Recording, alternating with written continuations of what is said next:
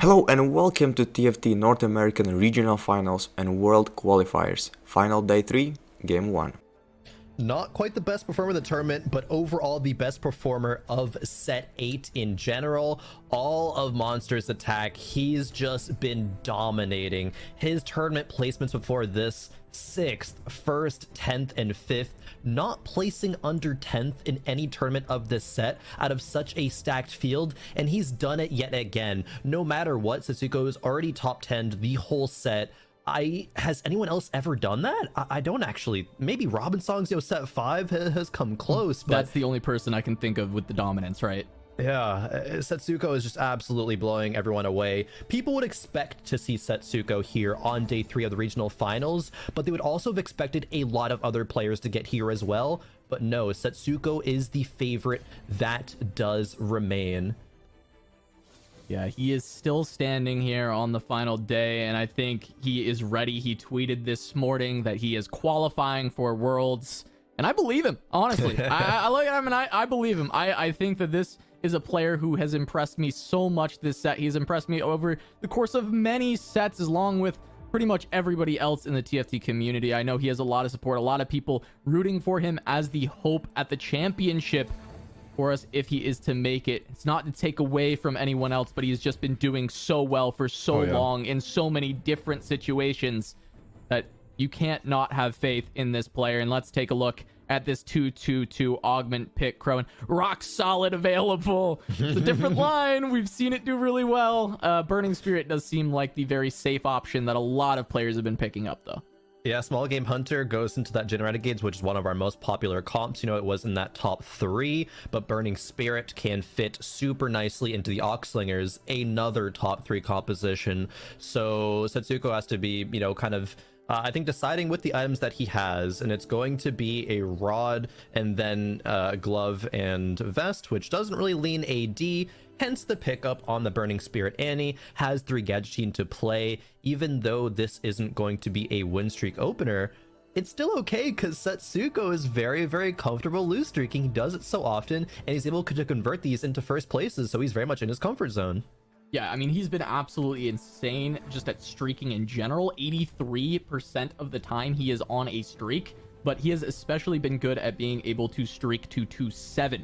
33% of the time he win streaks, 33% of the time he lose streaks. It doesn't matter. He finds the position and he makes sure to set up a streak for himself. Oh yeah, and he is going to be doing that just fine here. As the first augments come through, we get to see there's there's Pike carry augment as well, so given some rerolls, there's going to be Camille carry augment coming through as well. Dare we see another Camille reroll? Because we saw it once yesterday in such a weird spot, and it did end up in bottom 4, but Roby Van Kenobe, the player who rides high off of the confidence of his family, telling him he is a good TFT player. You love to see it. Hopefully he got a lot of praise from them to start the day off, but maybe during this pause he can get some more to make sure that this doesn't ruin any momentum, as we gotta make sure that everyone's going to be good to go, making sure competitive integrity is at its all-time highest, of course. Yeah, just trying to keep the ball rolling there. I do think I want to mention the Camille real quick, because we did see that and we thought, oh, it's just, you know, you play the Camille, you get a little bit of early carry from that, help you win streak or help you stabilize, and then we play the Jin. It went 7th when it was rerolled, so yeah, doesn't mean the comp can't be played, but we just need to make sure we see the spot and see what Roby ends up doing with it. He's a player that I feel like if Camille reroll is something that he thinks is good enough, he will be confident to play it if the spot opens up for it. But I do know that he is a very flexible player. Dan was talking about it in the pre-show, where he is somebody who doesn't like to commit super early on. He likes to wait, see what his options are, and then go in the direction. He likes to play very wide. And so I don't fully expect him to just reroll this Camille, especially being on a single Camille at this point. I think more likely that he stays very open and he plays either some kind of admin line or plays a Renegades line with the Jin. Yeah, that is possible. I do want to note the BT slam. I think actually maybe leaning into the direction that's more maybe Camille oriented, and taking in the knowledge of that recent 13.9 patch. Camille did get buffed. She was out of the meta for a long time, but her AD ratio is going to be greater now, as well as just the disarm duration of her ability, and that's more just the utility aspect of it. It's not going to be that huge. However, Camille is not a comp that's popped up to success yet, but with how wide this meta is, I actually wouldn't be surprised if it does find success from a good spot. And I believe there was a Blitzcrank 2, a Renekton 2 as well to provide Silas some 2. really Silas 2 even as well to provide some really tanky frontline, and make sure to give Camille that time to start scaling. And it does depend on, oh yeah, this Silas is on the bench, but it's just he ready hasn't to go leveled in yet. for the next. Yeah, has There we he go. does level now. Level 5, Lucian's already ready on the bench to give 3 Renegade.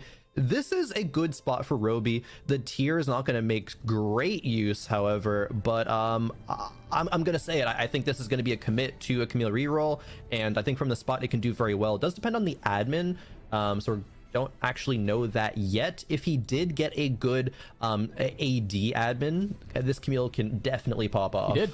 Start of combat, 40% There we go. attack damage for the rest of combat.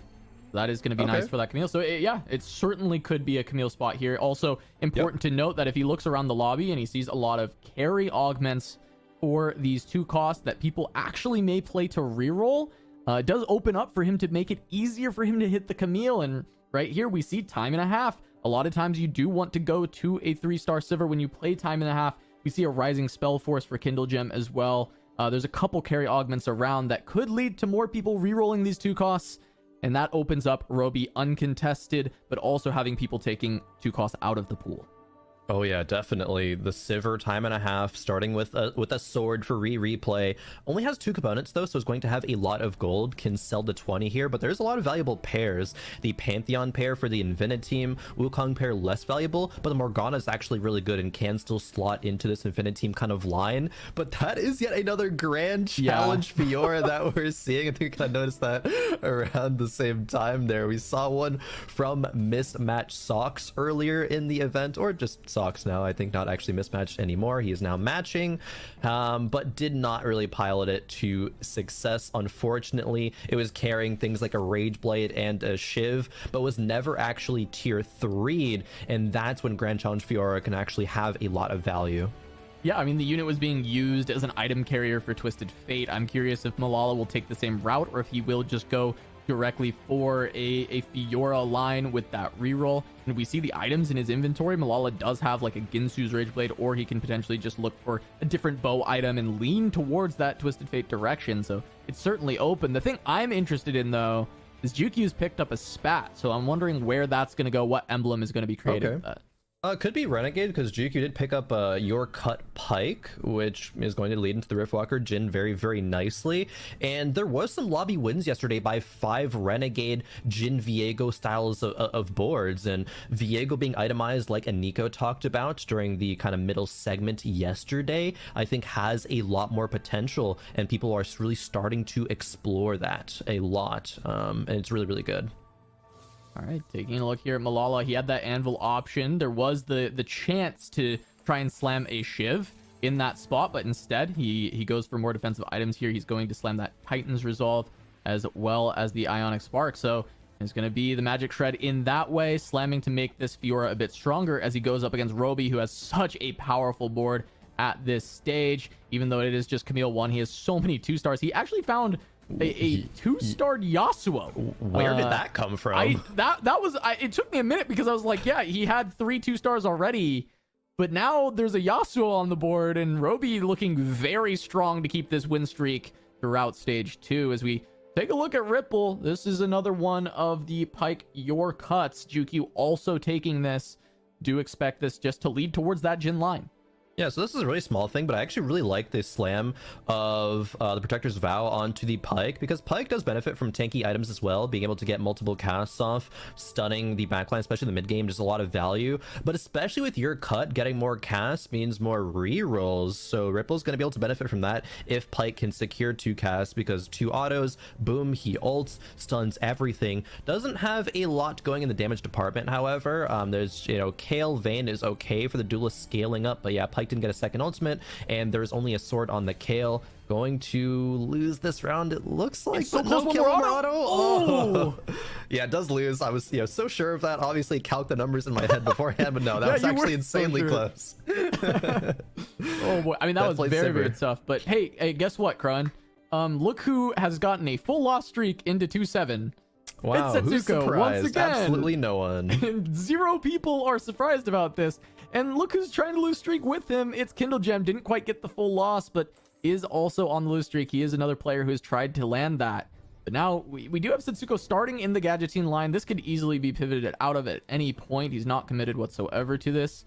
Setsuko just very open at this stage, just wants to play the Annie, so we'll be looking for those AP lines as this game continues. But he has so much gold. Once again, he is always so rich at this stage of the game. Ooh, gets a spat. My brain jumps out at making an Ox Force with that, because Burning Spirit Annie does lead very well into that. He also saved the Anvil from the carousel. And that's going to mean he can slam a better item here. And oh yeah, it's a snap pick above the tier. It's gonna be a Shiv slam. Morgana gets played. This is perfect from Setsuko. He's playing to his outs. He made sure he lost streak throughout all of stage 5 and has a spat for an emerald potential, which can cap out the board even higher. Would have loved to see maybe something else, maybe a bit more gold, maybe like a tome or something, just get full use out of it, not have to, I guess, expend the chain. But this is still going to be a good spot. He's even saving the spatula because slamming is not very good right now. He's okay with still loss streaking, and maybe he high rolls another spat on the carousel for a Tactician's Crown, and he's playing to that out. You love to see it. Yeah, it's still keeping the outs open, because as you said, Ox Forces is a fine slam of the spat in general, right? It's going to be good for this composition. We may see that be the case later on, but slamming it now doesn't benefit him nearly enough when the outs that he has available to him are so high for capping the board, and potentially the way his roll down goes when he starts leveling up leads in a different direction that he wants to take the spatula. Going to see the second augment coming through. It's a gold augment, cybernetic uplink, prep, or trade sector. Nothing that Setsuko is going to be really excited about, but uplink is going to be just a bit better, especially with these AP lines. Going to be rolling at 3-2, wants to stabilize, doesn't want to continue to take super heavy hits. Aurelian is solid, so is LeBlanc, but tier 1 LeBlanc oftentimes kind of misses the mark and the power that you want for the board at this stage. Only rolls to 40 and says that is going to be enough. Finding the Poppy upgrade and just the Rammus 1 with the Annie upgrade might be enough to take decent losses if that's the case, and even utilizing the spat on the Rammus to get some uplink value. Spreads out his components about as much as he can. Only one that doesn't have one is a Poppy, but that is perfectly fine. Just Setsuko's efficiency, making use out of every single thing that he has, making sure to change his positioning as well so that the Rammus is going to get a good angle here. Setsuko's just doing everything right. Yeah, runs into Deepay. This is our other Burning Spirit player that went for trade sector on the side, as he's still in the Gadgettine right now. We'll see if Deepay ends up committing to that line, or if he pivots out towards what we generally expect to see of those Ox Slingers when you start out with the AP line. But of course, still open to get a soul or a heart later on with the Gadgettine, but he would be waiting for specifically that or finding a Nunu. Wow, Setsuko finding a win, which actually maybe wasn't exactly what he wanted. Ooh, Jukyu grabbing a tome, popping it instantly, and missing on the laser core. Does find Hacker, throws it onto the Warwick, because this is still leaning to be probably a Jinrod actually, and laser core is going to just be here as a kind of bridge point. Not upgrading this Vi as well, doesn't really have room to play it seems like, so does just sell those off, uses the free reroll from the Pike your cut, and this Warwick I think is going to have a lot of success if he jumps onto the carries here in the mid game. Yeah, and gonna have all that extra Omnivamp from these hackers in, that's ends up making that item worthwhile for this Warwick. We'll see him heal pretty good against these. It's not as much trying to hold on for a while. Actually, that Shen being able to keep the Warwick alive might have made the difference in this fight, but we will see another big stun from the Pyke. That's going to do enough for Ripple. I wanted to call out quickly, Crone. We saw the augments pull up on the side. And I know we had pretty much decided that Roby was committing to that Camille. We saw featherweights for Roby, so we at least have it confirmed now. He is going for that Camille all in. And look at those items, actually. He's found some very fantastic items for that Camille. Definitely. He had the IE, I think, after Krugs, maybe even after the stage 2 carousel. It might have been that early. And the IE scaling on that Camille is going to be super, super good, with especially the increased AD ratio from those buffs coming through. Last item can be something like a Titans as well. Usually that's considered best in slot. Did slam a Bramble, looks like, though, so not leaving a chain open. Wanted to play for tempo, and is going to be okay with other items probably on that as well. As move over to Deepay. 3 Gadgein Spellslinger player, already having 1 Nico, but Deepay not being on any Twisted Fates right now might be okay, just because Lulu 2 with these items I think can suffice. Yeah, and he's heavily angling Ox with his buys here, right? We've got the Nico, we're sitting with the Alistar on the bench. If we find that Twisted Fate, it's easy to just make that pivot out, take the Lulu out, get those items rolling onto your carries. So not bad hits going into level 7, still at 30 gold. Deepay's board not looking to be in a horrible position. As you said, that Lulu carry with the items going to do okay, at least for a couple more rounds here. Going up against Jukyu, we still have this hacker Warwick, but taking a lot of damage from the Lulu. We'll see if he can heal it up. He is healing quite a bit with that hacker so far. Lulu trying to chunk him down, but in between each of the casts, it looks like he's healing up. Now that he's hit the Sunfire, though, he will go down to the Lulu. She is kind of the last remaining unit, though. One more cast. Not quite going to be able to sneak through there. Deepay gonna find a loss after leveling up and rolling down a little bit there. You know what that was? That was a Lux missing her ult diff in that fight. Don't trust her. Do not trust the Lux ults. They troll so much of the time. But that is a spot I want to call out from Deepay, where he could feasibly be thinking about level 9. Sure, he did just lose that round, but it was still close. And one of the things we talked about to start the day was that Deepay literally never goes level 9. He has had just these playing for high tempo, rolls forever on level 8, and never reaches first place. But today he needs to change that style, I think, if he's going to be in serious conversation for top 2ing and being one of our representatives at the championship. All the money Replay can farm here is insane. Time and a half Sivir with the Death Blade, and he's found an Urgot on 3-6 here. Ooh. And start farming so much economy, and the board's not bad. I mean, he found a Samira as well. He's actually got a pair of Samiras. This is in really good shape for Replay. I mean, this is looking like a game where Replay goes to level 9. Am I right? Like, yeah, 3-6 and Aatrox on the bench, pair of Samiras. Look at all this gold that he's farming. Has trade sector as well. Free rerolls to be hitting these pairs. Has a TF just for fun because Infiniteam. Yeah, this is gonna be a level 8. Find the hopefully an augment that gives +1 Infiniteam and then be able to cap out at 7. But even if that's not the case, it's still gonna be okay. The question is, will Replay try to consider a Sivir 3? I don't think that'll be the case, just because already level 7, a bunch of gold, not rolling at this point, and is only on 4 Sivers. Probably just gonna use that as a bridging point. Does find a Rammus 2 if he wants it, and it looks like he does. Could consider going to level 8, not this round because it's an awkward interval, but maybe next round and play it as well. But I'll try to find a way to... Yeah, try to find a way to do it. A pair of Urgots at level 7 is disgusting. Level 8 rolling into 1 more Urgot, that could be something that farms even more gold, and we could see a level 9 insanely fast. I mean, he's so rich. Like you said, I mean, there's no way he goes for that Sivir 3, right? It generates more money, but he doesn't need more money. He's just gonna have more money, more problems at that point. He just wants to be at level 9. He wants to be farming for these legendaries.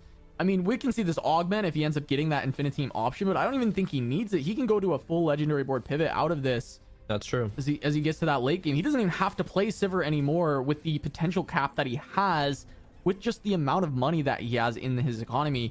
4-1, already level 7 with the 66 gold. He already had a decent amount of experience going already, so this is going to be so quick from Replay. Think fast. So he does have the Infiniteam option, though, so he does take it. So he will stay in that direction. we see Think Fast and get really excited because the players take it. It's so fun to watch. But that was the correct decision that Replay made to not take it. Instead, it's going to be rolling for, say, something like a Garen 2, maybe even Urgot 2, but, you know, 2 TFs in that shop just for fun. Can go up to 7 Infinity. I think in this round has a Shen upgrade. Garen 2 not coming through yet, Urgot 2 not coming through. To note, this is 2 frontline hexes, so having an emblem makes it a lot better. Copying not a Garen for now, because it's only tier 1, but copying Rammus right now and copying a Shen is just so much time that it's buying for the Sivir. And now that Rageblade is slammed on her as well, she's going to be able to have that time to farm, scale up, and carry this win streak forward. Replay in a fantastic spot.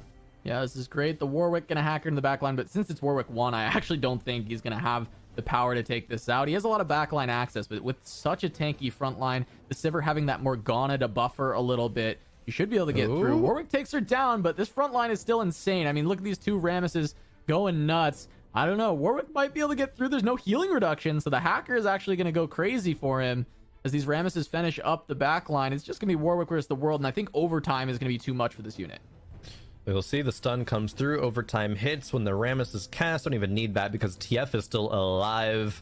I was going to say the front line is insane. Warwick Hacker does get past the front line, but the front line is just still alive and is way too much. As move back over to Malala, who did take Think Fast, did not hit any 3 stars with it. That feels so low roll. I wish we got to see like an instant replay of that. Maybe just got really unlucky. Maybe was slow on the rolls. We don't know. But what we do know is Malala is in a very rough spot. Yeah, I mean, this is tough. One off Vayne, one off Fiora. Really needed to hit those because he's going to lose so much HP here in stage 4. And even if he hits those, it's a prismatic lobby. I mean, you get to stage 5, I don't know that Vayne 3, Fiora 3 is actually just getting you through this game, especially because you're down a prismatic with that thing fast. It didn't even get you the power now. It's not going to give you power later. It's not really doing anything, and Malala is just going to be taking a lot of damage. Actually, like we saw the stat, the average health at 4-5 for Malala was about 34 or 44. But he's going to be way below that at 19 at this point. So he is not even in a comfortable spot from what his playstyle wants to be. Having the TG on the Vayne isn't great either, because even if she hits tier 3, she could just roll some suboptimal items, not actually provide that much damage. Malala is kind of doomed, I think, even if he does hit the Fiora 3 and Vayne 3. Just a couple of bad matchups means that he's going to be going out. And Malala is a player that's in contention for winning out the tournament on average placement, is just behind Jukyu. Jukyu is at 3.17, Malala is at 3.33. So starting off the day with an 8th would be a massive blow to that. Yeah, I mean, we see him on the bottom side there, still misses on this most recent roll down as we jump on board with Setsuko. He did slam that Ox Force. He's got 4 Ox in, Ox Force on that Echo. Such a good unit to carry that emblem. I wanted to note we had the items pop up on StreamCron, and Deepe, 2 Star Guardians in 2 Star Guardian emblems. And he was going for this composition as well towards that Ox Slingers, but 2 Star Guardian emblems can certainly add some flexibility and a lot of power to that comp. Yeah, Setsuko we see has taken double cybernetic now with the shell as opposed, or with the uplink.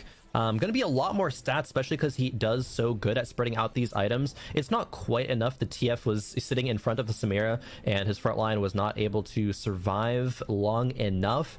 And he's middle of the pack right now, and it's kind of scary being in that spot because there are 2 players that are standing out in HP, Replay and Roby. As we move back over to Malala, who hits Fiora 3, still has not hit the Vayne, however. Fiora 3, I don't know if it's enough to stabilize. In fact, I really think it's not. In contrast, we had Roby in the picture-in-picture there. He's not quite to his Camille 3, but he was rolling for it on 7. And so he's 2-starred Warwick, and he's picked up some extra strong things on his board, and that's been able to stabilize and keep him very high HP while he's still 2 Camille's away. He'll eventually get there on 7. We feel, I mean, 2 more, it's definitely possible, but his board can maintain him until that point happens. Yeah, that's super interesting. 74 HP, Camille too. Malala's Camille could gone. just be back in the meta. Malala facing a really rough matchup right now. There is no shot this Fiora can stand toe to toe as Malala takes one of the fastest 8ths that we've seen, not even getting 2 stage 4 neutrals. Really subpar performance there. Not something we expected to come out from Malala, especially with the Fiora augment that is already placed so poorly in the tournament. Yeah, let's take a look here. Ripple finds a win. Ripple actually at 20 HP. This is his comfort zone. End of stage 4, going into stage 5, having very little HP, but then getting very strong and turning things around. Setsuko, we'll see if he can find his hits. He's got 30 gold left on level 8 right now. Has not been able to upgrade a carry just yet. Only a single Twisted Fate, a single Aurelian Soul. Has not found a Nico, so quite a lot to do for this board.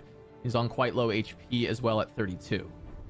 Yeah, definitely. It is interesting that these stats that we kind of bring up are already, speaking themselves into existence, especially with that Ripple overdrive point. Low HP going into stage 5, but takes the least damage in stage 5 as Setsuko rolls down, has a massive hit in the Twisted Fate.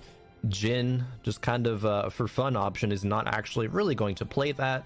Yes, indeed, sells it and tries to find the other units like the Nico, like the Viego. Maybe Mordekaiser can find its way onto this board as well because he has an extra Ox Force slot open because that emblem that we saw the potential for earlier did actually come through. And this is Shroud Zephyr. Gets an okay Shroud there, does hit the Syndra, not able to quite get it over to the Nico side in time, but he did hit some big upgrades on this roll down, and the Zephyr was on that Nico, so it was able to stop her at the very start. Now it's just up to the TF trying to get through this front line. Looks like his front line not holding as well as Deepay's. Deepay having all this extra mana from the Star Guardians. It looks like he's a stronger version of Setsuko's board for now. Yeah, it definitely is, and might just stay to be a stronger version until Setsuko's knocked out. Ripple Overdrive uncharacteristically takes a big hit, however, to start off stage 5, down at 5 HP. This does not bode well at all. We could be seeing Ripple, I think, with that in mind, going 7th very quickly. Yeah, we see in our picture-in-picture, Kindle Gems so close to so many upgrades, but he already has the 3-star Ezreal. Those are the 3-star Vi, I believe that was there. He's in still a strong position as we take a look at what Ripple is playing. It is that gonna be that Jin. He's got the Aurelian Soul upgrade as well. 4 mascot in with the Nunu. Going up against Jukyu. There's the Hacker Warwick. It's been a line that Jukyu has committed to for this game. The Warwick has made it onto the Aurelian Soul, but the Jin getting to Free Fire. Just see if the Warwick can do enough. I mean, it's healing plenty. Jukyu's admin is going to be just a ton of attack damage once this Warwick hits 66% HP. There he goes, tearing up. Ripple gonna go down in 7th, and another low placement for Ripple in the regional final. Ooh, Ripple there not playing the 3 Renegade Jin line. I mean, that Jin just did not do enough damage. The dual carry Jin and Warwick on the other side there was just way too much to handle. Kindle Gem on the Rising Spell Force. Ezreal has hit now the Malphite 3, 1 away from Vi as well, but triple Q-Cone, triple Chalice on the Gangplank. This Ezra's gonna be doing so much damage. I just can't wait to see this first cast. We haven't gotten to see this all game. Triple Q-Cone on this. All right, that one doesn't count. Give me a full health. Give me a full health unit. Give me somebody for this Ezreal to just delete. Boom. One more on the Camille. Yeah, hit the Camille. Come on, let's get a big one from Kindle Gem, because right now Roby's board is running over him. Where's it gonna go? Doesn't hit the Camille, so he's gonna lose the fight. Oh, needs to hit that Camille. But if he does, I do think that fight is winnable for Kindle Gem. It's all about the positioning. It's about the fight RNG. As Jukyu's finding some more wins here with the Warwick jumping all over this board. Warwick jumping everywhere and doing enough damage to take out Setsuko exactly. Wow, Setsuko in 6 to start off game number 1 of the final day of NA Regionals. Very surprising to see Setsuko fall out there. It felt like he found quite a few hits and ends up losing the exact amount he needs there to go down in 6. Yukio gonna grab a mascot emblem here. Kindle Gem finding a Zephyr. I think that's huge. He has so much offense in his items. He doesn't really need any more. He just needs to find that utility. So getting that pickup is massive. Oh, replay. We were talking about it earlier. Was insanely rich. Gets to go level 9 on 5/5. Was still a good, looking on the gold on the bench. Let's say still a good like 50 plus gold to roll with, basically, to find whatever he wants. Still on that Urgot pair, not actually running it anymore, but is going to be looking for 4-cost 3 stars. We saw that come out so much yesterday with Aatrox's and Samira's, and there's already 5 Samira's for replay. 62 HP, such a comfortable spot. This just looks so good. Yeah, he still has that Rammus being doubled too, so he's got room to replace it with like a Fiddlesticks 2 or an Urgot 2. I mean, there's a lot that can be done to this board to make it even better, and it's already so incredibly powerful. It doesn't feel like people are going to have a good time beating this. Like, Kindle Gem looks strong with this Rising Spellforce Ezreal with all that ability power, all these 3 stars that he's hit, and he's just getting run over by Replay's board. He cannot break through that front line, and he's going to drop down to 7 HP. If Kindle Gem bought 4s from this spot, that would be so devastating. His Ezreal does so much damage, but got run over by the Camille because of targeting.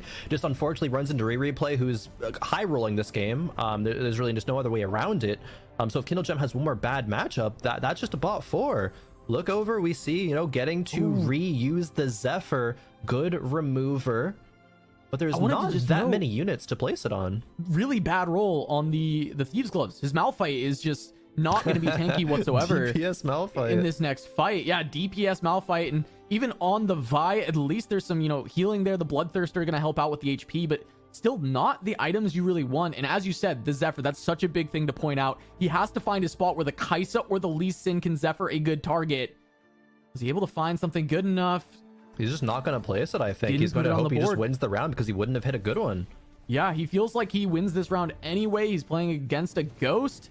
The Ezreal's doing plenty of damage. I mean, if he can win with these rolls, get way better rolls on the Thieves Gloves, find a good Zephyr on the next fight, that's going to be huge, but it's no guarantee he even wins this one. Getting the Warwick down, though, bodes well. Looking good. Just the Ezreal. Shouldn't go down to the Jhin in time. There's one more cast. Here we go. Kindle Gem stays alive. Roby dropping down to 5 HP.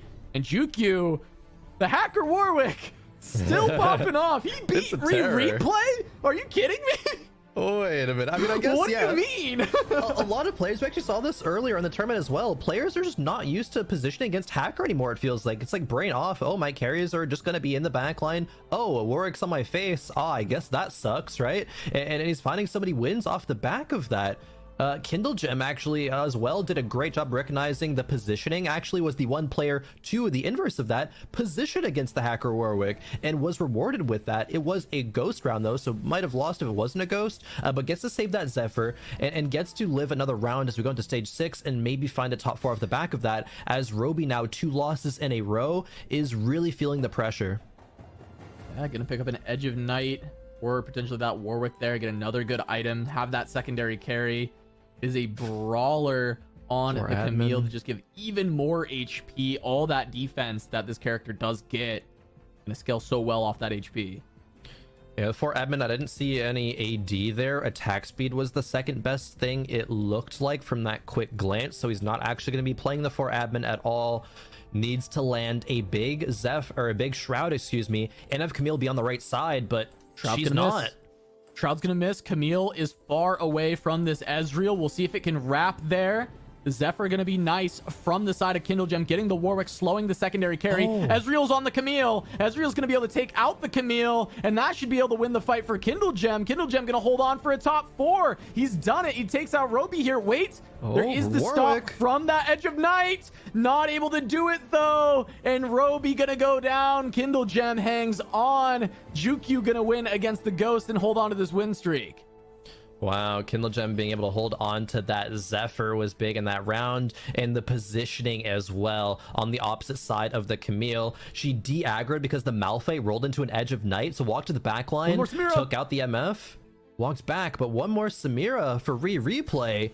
That's going to be a huge hit. Replay will have all but secured the lobby win at that point.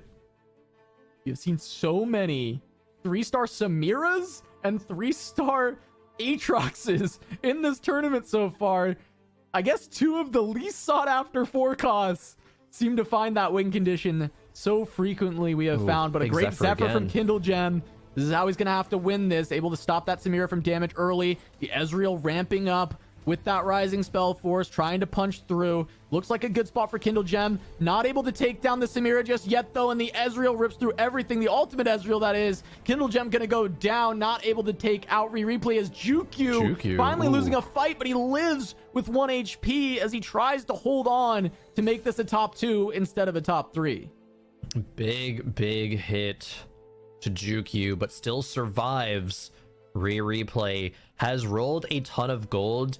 Dare we even say his overall? But no, never punished. Double Samira in the shop. Only needs the 1 for Samira 3. And now the victory march commences. This is such a capped Infinite Team board. Fiddlesticks 2 being the carrier of the Infinite Team, having double Fiddle, having the Samira 3. I don't think there's any way that he's going to lose. Yeah, insanely capped the board. You mentioned it earlier. Yes, it was a bit of a high roll from Replay, but the way that he executes when he does is beautiful every time. This is why we have seen this player go to 9 so much. This is why we have seen him win so many games. Replay once again just putting on a clinic of what to do from this high roll position. Replay should be able to just march towards a first DP on 1 HP after that fight, so barely not a double kill. 1 HP and a dream, but it might just continue to be a dream. More like a nightmare, Crowan. Yeah, it's more like a nightmare. Get me out. Get me out of this game. Go next. Replay's got everything. Go over to this board. Start pinging. Unless DP is close to like a 5-cost 3-star, which he is not. DP still notably on level 8. Not capping this board for a first, but having a consistent performance. He's still, a top 2 that can do it. If DP goes 2-2-2-2, yeah, maybe he can still work out with this. We were criticizing maybe the style of play coming into this, never going 9 means you never get first, means you're probably gonna be unlikely to hit top 2, but still getting here is so impressive. Hopefully he can keep it up, because this is gonna be Replay surely taking it here. The Shroud as well onto the Nico in the back line. Cass, Replay is gonna close it out. Yeah, victory march here. Just, the fiddles are going to start going, scaring everything away as this Samira just needs to clean up with that ace. One more cast. There it goes. DP down. Replay continue.